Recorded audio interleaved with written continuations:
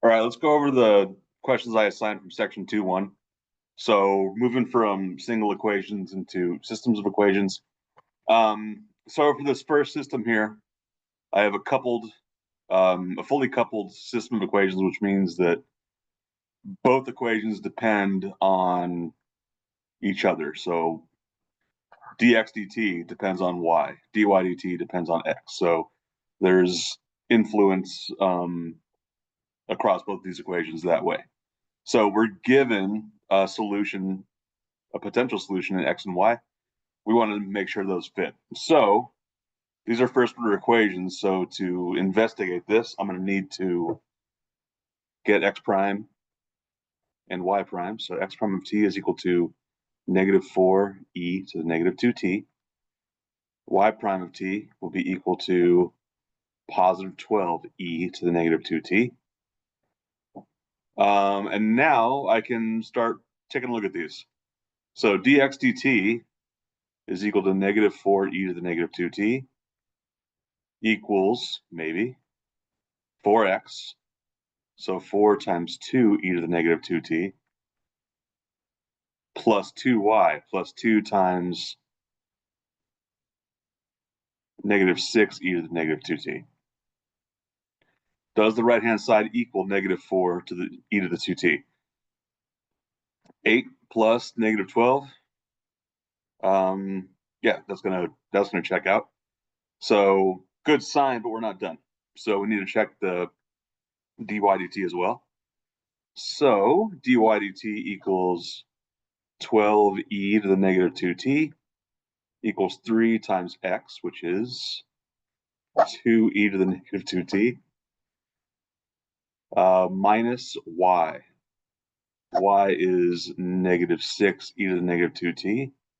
So I have 6 minus negative 6, that is 12e to the negative 2t. So both check out, so I will say yes to this proposed solution to the system. All right, moving on to question 2. We want to do quite this kind of the same thing. Been noticing some issues with functions like this, and since they show up all the time for any second order equation that has complex roots, I wanted to throw one in here that made you handle a product rule. But the process is essentially the same. So I need x prime, and I have a product of two functions, so I have to treat it accordingly. So we'll treat the exponential and the trigonometric separately, and I'll kind of I'll treat the coefficient as part of the exponential. So its first derivative is going to be 8e to the 4t, and then I'll leave the trig function unaltered, cosine 3t, and then plus the product of this. So now I'll leave the exponential intact, 2e to the 4t, times the derivative of the trigonometric. So negative 3 sine 3t, which gives me what? 8 e to the 4t cosine 3t minus 6 e to the 4t sine 3t. So that's our derivative for x in terms of t. What about y prime? Y prime of t is equal to, this is going to look very similar. The only real difference between these two functions is I have sine in place of cosine. So 8e to the 4t times sine of 3t plus 2e to the 4t times 3 cosine 3t. And that's it, what simplifies. So this will become 8e to the 4t sine of 3t plus 6e to the 4t cosine of 3t. So now that we have x prime and y prime, we can check out our equations. Dx dt equals what? Let's do this. Let's evaluate 4x minus 3y. So 4x minus 3y equals what? 4 times x, which is 2e to the 4t cosine 3t minus 3 times y, which they're giving as 2e to the 4t sine 3t. So what does this give me? This gives me 8e to the 4t cosine 3t minus 6e to the 4t sine 3t. Does that equal x prime? It looks like it does. So I'm going to put a check mark next to dx dt. That checks out. Now, what is 3x plus 4y? 3 times x, which we're given is 2e to the 4t cosine 3t plus 4 times y, which is 2e to the 4t sine 3t. So I get 6 plus 8, that's equal to 14. Oh no, I can't add those, or I cannot combine those. That is terrible. So ignore what I just said. This comes out to be 6e to the 4t cosine 3t. I see that term. Plus 8e to the 4t sine 3t. I see that term. So I'm going to go ahead and check both of these off. And since both differential equations match, I'm going to call that one a good solution. Right, number 3. So one of the things we talked about in this section is how to take a single second order equation and transform it into a system of first order equations. So let's do this. I'm going to rewrite this a little more compact way. So x double prime plus x prime plus 4x equals sine of t. So part of the objective here is to get rid of first or second order terms. So the way I'm going to do that, I'm going to introduce a new variable. I'm going to call it y. And what y is equal to is x prime. So this right here is going to be part of my system. The system that just defines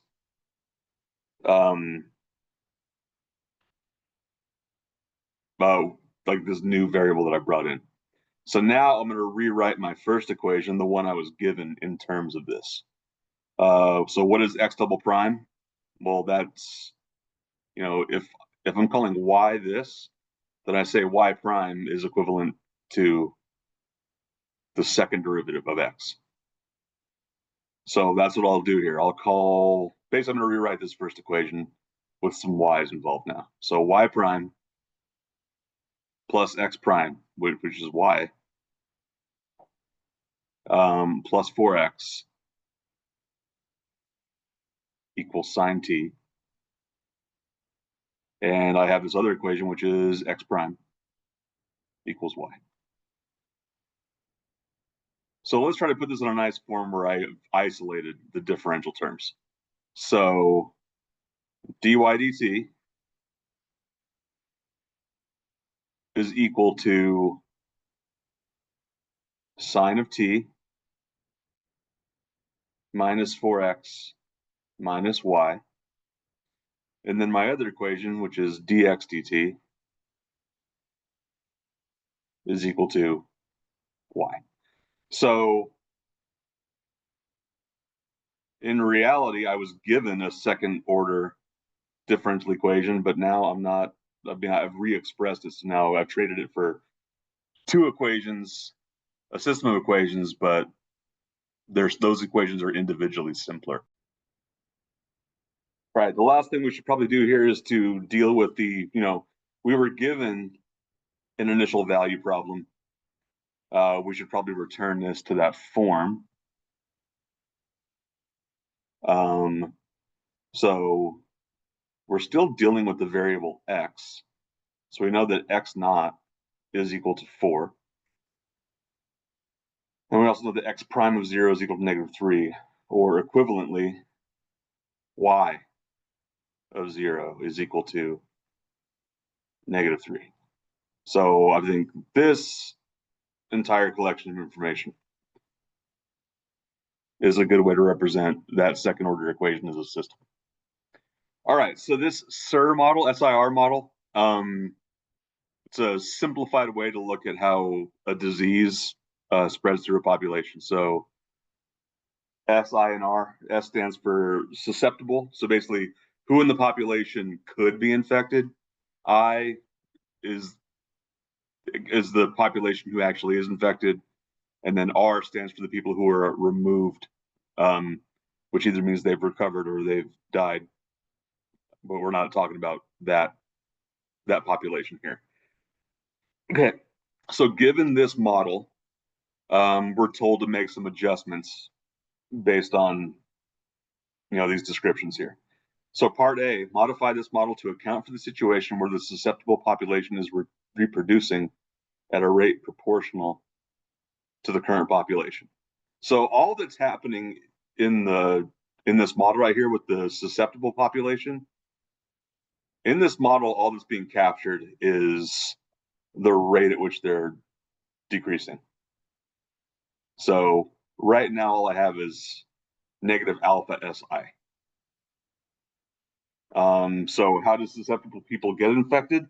They have to be around somebody who's infected. That's why this term involves S times I. I have a corresponding term for DI/dt. And why are these exact opposites of each other? Well, if I have somebody who's healthy but susceptible, meaning they could get the disease, if they get infected, then they have been effectively removed from the S population and they have landed on the I population. So those two rates need to be mirror images of each other. And then minus beta I. So this right here is the rate at which people no longer become infected. So hopefully they get better, but maybe this is a disease that people die from. So how do we change this model to account for the fact that the susceptible population is reproducing at a rate proportional to their population? So a rate proportional to their population. So they're reproducing, so that's going to be an increase. What variable or what symbol represents their population? Well, that's S. And if it's a rate proportional to that, then it's got to be, multiplied by some constant whose value I don't know. I'll stay with the Greek and I'll call it gamma. But it doesn't really matter what symbol you use there, but there has to be some kind of proportional rate. So that's how I would modify this to account for the fact that now we have reproduction. Now in the original model, the susceptible population can only decrease. Now there's a way for the susceptible population to rebound, to grow. All right, part B, modify the model to account for the situation where the susceptible population is decreasing at a constant rate, such as susceptibles leaving an infected area. So, all right, there's some kind of exodus now. So on its face, like at first glance, this might seem similar. I don't believe it is. Because one key word here, constant. So let me just drop in the model as originally given, ds dt, di dt, alpha si. So still, I don't believe there's any alterations needed to the di dt. We're just talking about the susceptible population. And they're leaving. So we're going to subtract something. And they're leaving at a constant rate. So how do I account for a constant rate? Simply with a constant. Not with a constant multiplied by some variable, just a constant. Sticking with the Greek, we'll go delta, lowercase delta. So delta is the rate, delta people each year, whatever the time base is here, are going to leave. And that's going to be consistent from year to year. All right, part C. Modify the model to account for the situation where the infected population is increasing at a constant rate, such as infected individuals entering an infected city area or city from the outside. All right, so this is going to be somewhat similar to what we just had. And I realize now I could have just been stacking all these things at the same time, but let's just do 3 different equations. Hey, sorry, my dog is trying to chew on all my cords, so you're gonna have to wait while I prevent her from strangling herself. Okay, we're back. So ds dt, di dt. Now this time the susceptible population is not going to be altered,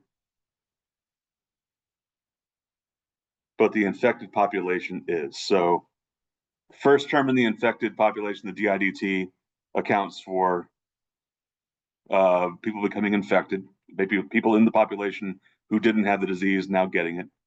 And then minus beta I, that is the people who are either recovering or dying.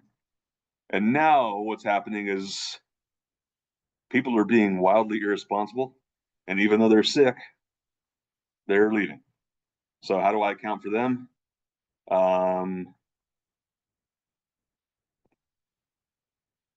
So they're leaving. So this is going to be a subtraction. Their population is decreasing. I'll call this tau because I cannot remember what the 5th Greek letter is. So whatever constant you need here, but it does need to be just a constant. They're oh wait. Oh, did I get this wrong? Population. So people are coming into the city. Hold on, let me look at this again. Modify the model to account for the situation where the infected population is increasing at a constant rate. All right, so these are people who are being irresponsible and totally inconsiderate. They're sick and they're coming in anyway. So we're increasing by that constant rate tau. All right, so that should be the way to modify all those models. Moving on to question 7. All right, so now let's look at a harmonic oscillator. So we're given a solution which isn't super meaningful unless we have a differential equation, so maybe we should write one. So quick reminder, what does the second order equation look like that models a spring mass system? Basically it looks like this. Whoa, what is that? So mass times, well, I guess they're calling it y. Is this a vertical spring or does that not matter? Sounds like it's horizontal. Okay. So mass times x double prime, and let me just explain where this comes from. So I have a mass, I have a spring. What forces are acting on this thing? I'll just stick with the forces I have here. The only force acting on this is going to be whatever the spring imparts on it. Well, not the only force, because I have gravity and I have the reaction force from whatever table this is resting on. But those vertical forces are of equal size, of equal magnitude. So they're essentially going to cancel each other out. The only horizontal force that exists in this system is whatever the spring is doing. So if the spring is compressed, it's going to try to extend.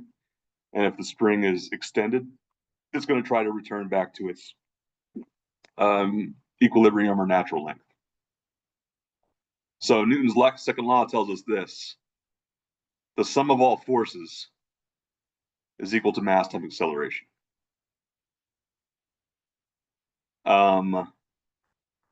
What is acceleration? That's the second derivative of position with respect to time. If I add all 3 of these forces together, like I said, the vertical forces effectively cancel each other out. The horizontal force is, the net force is that force only. There is no other horizontal force to counteract it. So how do I represent that force? Well, that comes from Hooke's law. Hooke's law tells us that the force on a spring is directly proportional to whatever, but basically whatever the deviation is of the spring from its natural length, and that force is directed in the opposite way. So if my string is an inch longer than it is naturally, then the force will be 1 times k backwards in the opposite direction. So the force always opposes the direction of deformation of that spring. So kx equals, and I just brought all that up to say that, okay, so the force always opposes the way the spring is deformed. So that's why you'll usually see Hooke's law represented as f of x equals negative kx. So how do I handle that? Now I want to treat this as I want to get all my variable terms or all my x terms on one side. So I get mx double prime plus kx equals, is there a forcing function here, or can I just call it 0? A mass weighing 4 pounds stretches the spring 4 inches.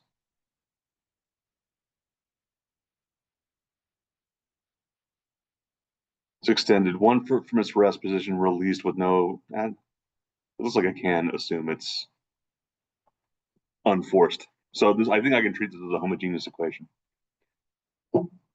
So we don't have metric units, but that's okay as long as we're consistent. Knowing that we're going to keep our mass in pounds, any lengths are going to be in inches. Any times are going to be in seconds. So we'll make sure we're consistent there. So finish out this equation with our exact values here. We should have 4x double prime plus kx. And I don't think we have any information to figure out what k is, right?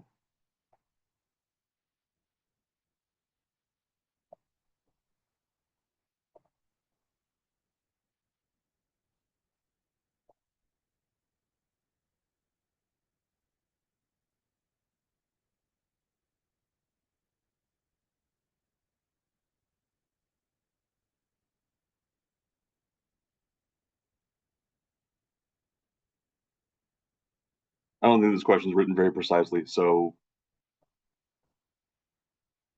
here's what I'm wondering.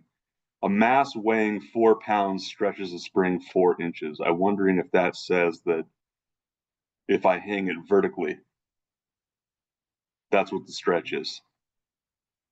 So then f of x equals kx, or negative kx.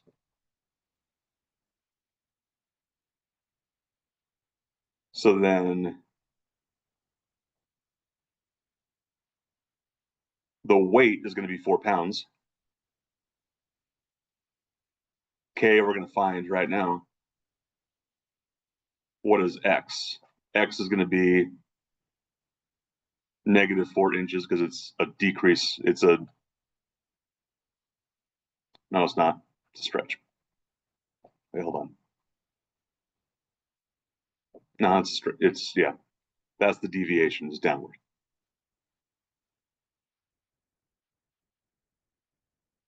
So all told, what does that give me? That gives me that k equals 1 pound per inch.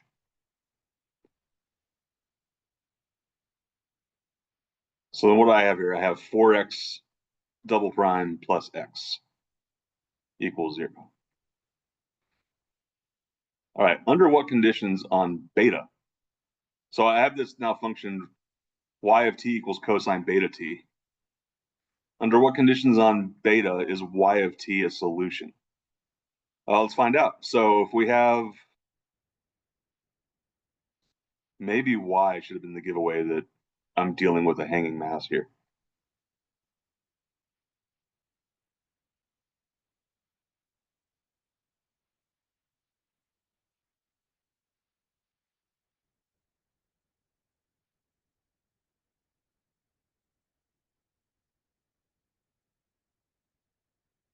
All right, so 4y prime plus y equals 0.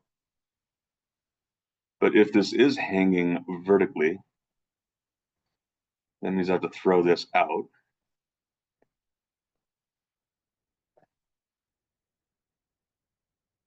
Now, what forces are acting on this? So now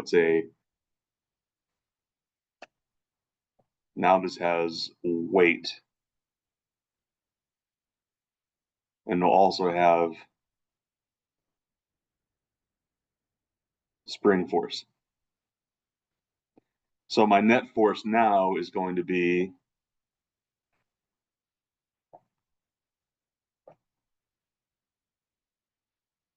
the weight, so -4, because that's acting downward, and the spring, which is going to be kx. I'm calling that positive because it acts upward now.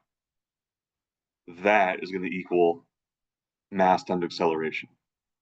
So how does that change my equation? Now I think I have a forced function. Call this y.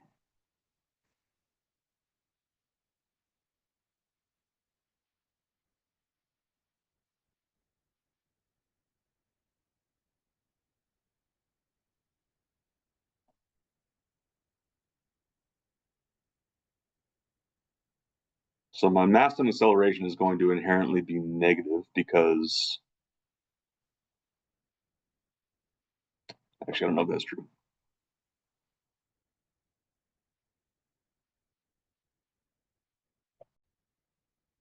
Okay, reflect on this a little more. Here's what I think they intended.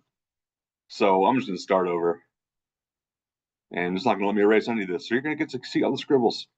Here's what I think they're saying. I think they're saying that if you were to hang this vertically,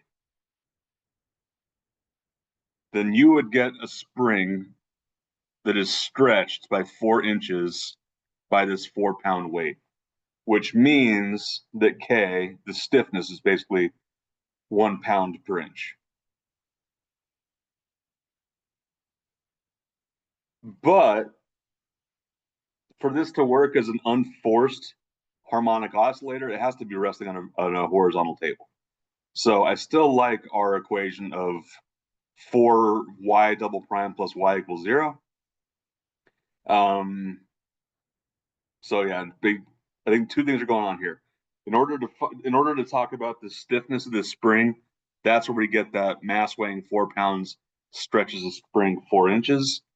But then to talk about the motion of this thing, if I were to stretch it out and like let it release, for that we have to talk about horizontal. And the reason I'm saying that is because this is undamped.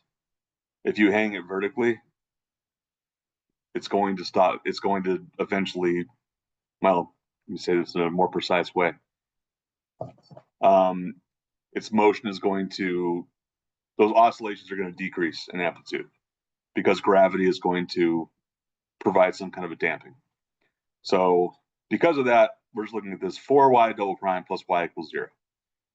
So based on this, under what conditions is beta or is cosine beta t a solution here? So let's think about it.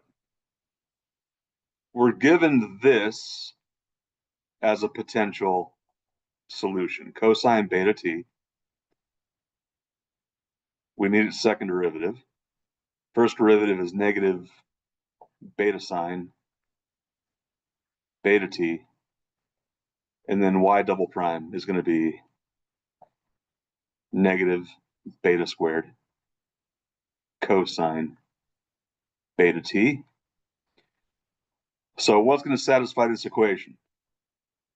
4 times y prime. So negative 4 beta squared cosine beta t plus y. So plus cosine beta t equals 0. So what do I have here? I have 4 beta squared cosine beta t equals cosine beta t. So for equality, I need to have the coefficients on the left equal the coefficients on the right. So here, essentially what I have is 4 beta squared equals 1, which I can take to mean that beta squared equals a fourth, and beta equals I'm just going to say 1/2, and here's why I'm going to ignore the negative 1/2. Basically what this, I'll say this two ways. What is this 1/2 doing? It is basically determining the frequency of this cosine wave. Putting a negative in there is really not going to alter that frequency. But you may think that, well, it might not alter the frequency, but it might change the behavior otherwise. One thing we know about the cosine function is that it is even, which means for any value of x, the cosine of negative x equals the cosine of x. And graphically speaking, if you were to look at a cosine wave, we think of the cosine wave as, starting at its maximum, decreasing like this. But if we mirror it to the left, if I take any x value over here and look at its corresponding y value, what happens at negative x? Those y values should be the same. So we know this is a property of the cosine function. If we negate the input, it has no effect on the output. So because of that, I feel very justified in just looking at positive 1/2. So under what conditions of beta is this a solution? I believe if and only if beta is 1/2. That is the only time where this actually fits. All right, so part B. Formulate an initial value problem that corresponds to the motion of this undamped spring system if the mass is extended 1 foot from rest. Okay, so I have most of this, but what I would like to do is set this up as a system of first order equations. So what do I have here? So first, let's write it as a second order initial value problem. Y prime, no. 4y double prime plus y equals 0.